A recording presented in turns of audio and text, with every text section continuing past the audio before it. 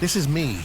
I'm currently blasting a tier 100 at level 95. My glyphs are not upgraded, my gear is atrocious, and still using sacred items, and yet I'm still teaching this dungeon who's boss. Spoiler, it's me. I'm the boss. I bet you want to start decimating some tier 100s as well.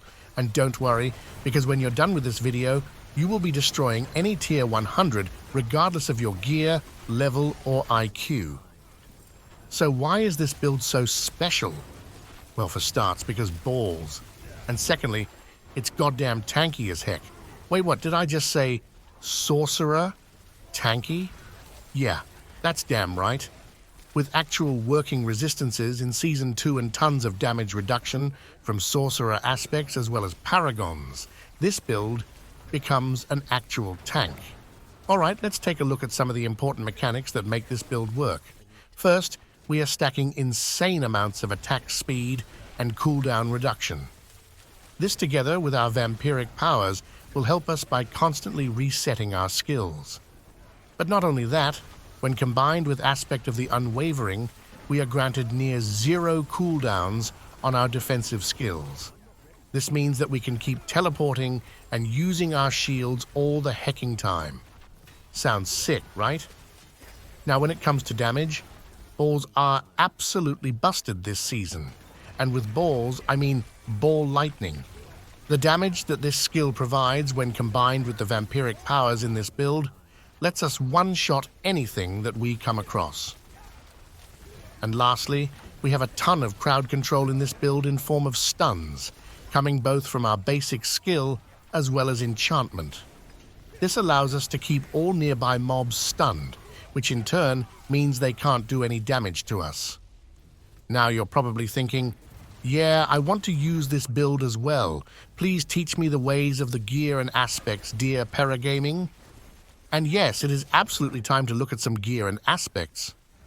We will be stacking as much defensive as possible with this build, while at the same time getting 120% resistances to reach the cap, as well as try to reach 13,500 armor while fighting demons. First, we have the helmet. In this build, we will be using Arc Lash, which means that we are always spamming a basic skill. By doing this, we can use Aspect of Might and keep it up permanently, so use it, damn it. If you don't have it, then you can find it in Dark Ravine. The stats that we are looking for here are basic skill attack speed, cooldown reduction, total armor, and max life, as this combination of stats will grant us both the damage and defensives we need to blast. Next, we have the chest. Using Aspect of Disobedience is important here, since you will otherwise fall over like me after 2 beers. As I said earlier, you want to try and be as near as 13,500 armor as you can, and this is while you have the stack from Disobedience up. So try to find a max rolled one, otherwise you can find one that is worse in Halls of the Damned. And for stats, we grab damage reduction, max life, and 1 resistance. For gloves, we will be using Gravitational Aspect. This aspect will make our balls spin around us, which in turn makes the balls actually do something and not just fly away from us. And the stats that we are looking for here are attack speed, crit chance, lucky hit chance, and intelligence. As we talked about earlier, we will be using Aspect of the Unwavering, and I choose to put this aspect on my pants. You should be looking for one with high rolls, because otherwise it is pretty useless. It has a low chance to reset our defensives, but when we are fighting large packs of enemies, it will reset them frequently. Which is pretty sick, right? Yeah. Now for the stats, grab damage reduction from close enemies as well as ranks of ball lightning. I'm also using fire resistance on my pants, but it can be swapped for max life if you choose to use a fire resistance gem instead. Next, we have the boots. As we will be teleporting constantly, Aspect of the Bounding Conduit is the way to go here. You can find this in Comdor Temple. The most important stat here is movement speed. Other than that, try to stack resistances. I also want to mention that if you are one lucky bastard, then Flicker Step and ESU's Heirloom are really damn good as well, assuming you can actually find them.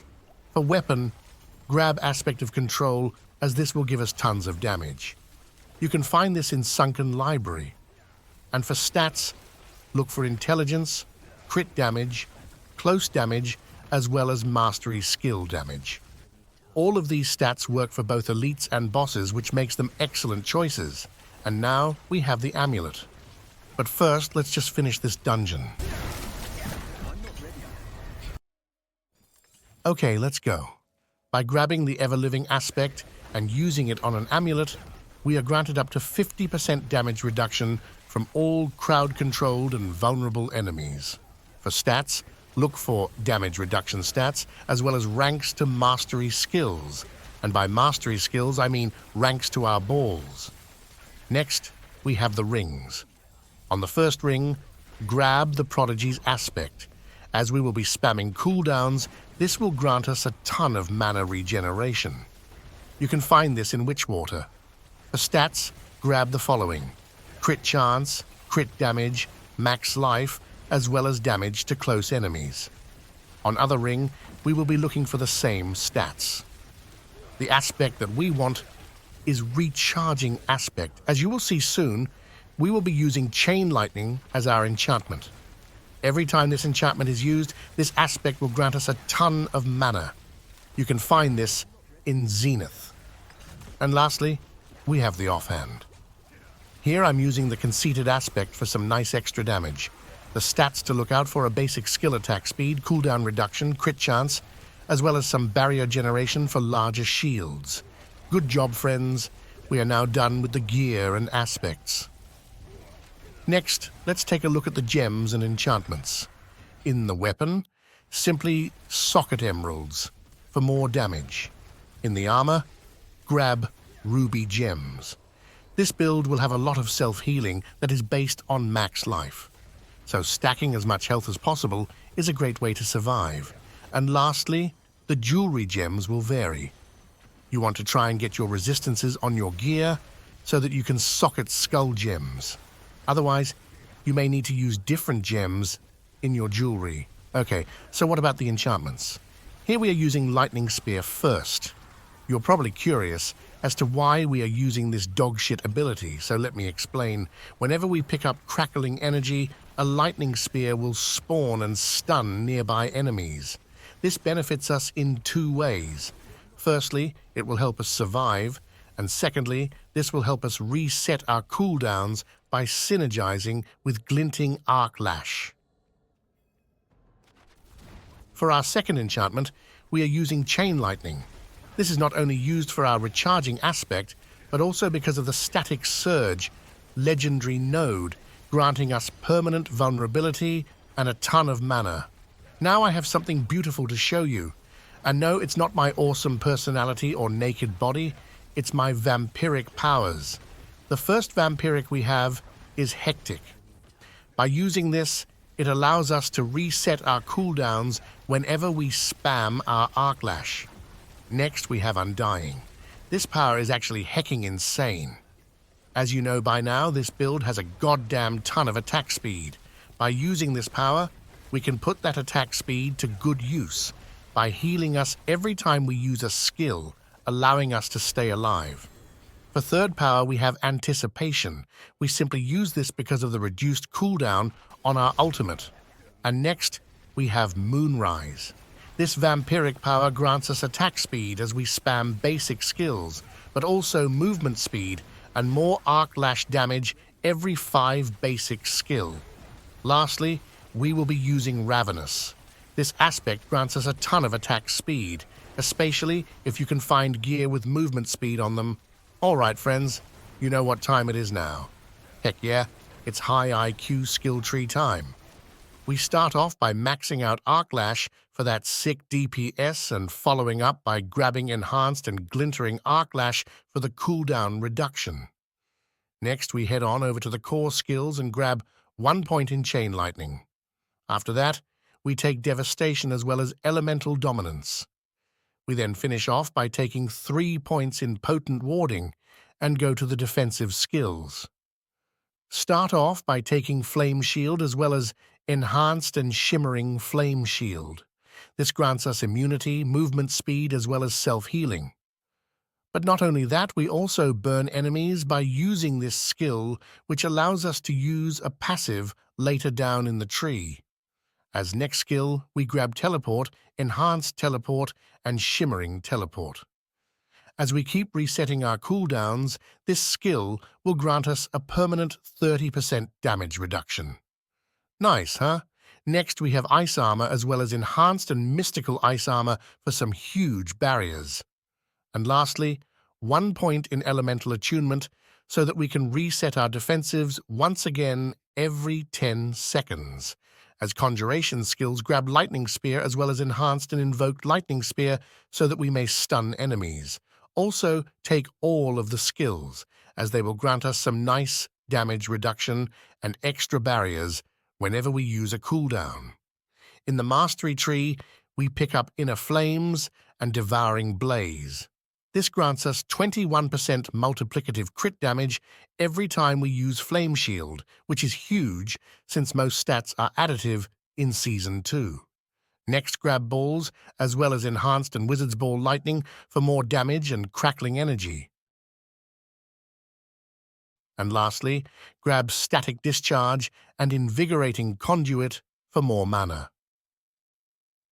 As ultimate, we use Unstable Currents, as this will grant us more balls and damage. Also, grab Prime and Supreme Unstable Currents, as this will give us some extra DPS. Also, don't forget Coursing Currents and Electrocution, as this will give us yet even more damage reduction. And lastly, we have the key Passive. Here we are using Overflowing Energy. Before I explain this choice, let's just show what Crackling Energy is. It's these tiny electric-looking things on the ground. Whenever we pick them up, we get an aura, and this aura will in turn do damage to nearby enemies. By using Overflowing Energy, our Crackling Energy will keep reducing our cooldowns, which you know by now is what this build is all about. Alright friends, Skill Tree is done now. Next, we will be taking a look at the Paragons. But first, don't forget to subscribe. For every minute that you are not subscribed to Paragaming, a cute puppy is eaten. And we can't have that, right? In the starting board, pick up a bunch of sick nodes as well as the Adept Glyph. This glyph is important, but it is also a good spot for the Reinforced Glyph. So if you need more defensives, then you can use the Reinforced Glyph here, but you will need to put on your big boy pants and find another place for the Adept Glyph. Next, we go to the Static Surge board and pick up the Legendary node there. After that, we want the Charged Glyph for more damage. Next, go to the Ceaseless Conduit board and pick up Electrocute. When you've done that, you can head on over to the Enchantment Master board and pick up the Control Glyph. I probably don't have to tell you this, but we take this glyph for more damage as well. Next, go to Frigid Fate board. Here we grab the Destruction Glyph. In the Burning Instinct board, we will not be using any glyphs. Instead, grab all of these nodes for more damage reduction as well as armor. And for the last board, we have the Elemental Summoner board. Here, we want to socket the Territorial Glyph, as this is one of the most important glyphs, granting us both damage and damage reduction. All right, good job, friends. Only one thing left to do, and that's to take a look at how this build is actually played. The only part of this build that can be difficult is the engagement. That is because before we engage, we have no defensives up and could die instantly unless we are smart, which we are.